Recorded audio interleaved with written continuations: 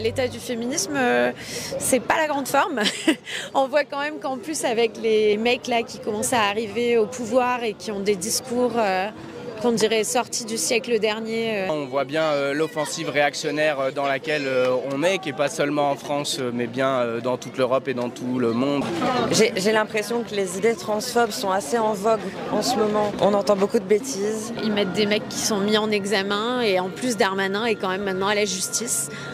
Donc il y a zéro limite au foutage de gueule. Excusez-moi, mais c'est... À force de la fachosphère autour du masculinisme, des tradwives, etc. On est tous très flippés. Moi, personnellement, j'hésite à faire certaines démarches parce que j'ai peur que ce soit dangereux pour moi. Par exemple, le changement de mention de genre.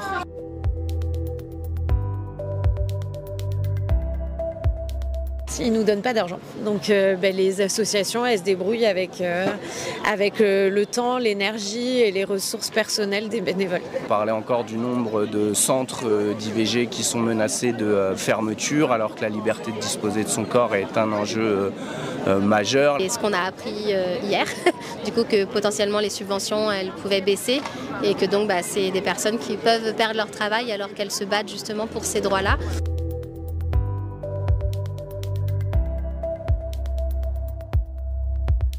Il y a encore beaucoup de droits à obtenir. L'égalité, elle n'est pas du tout là.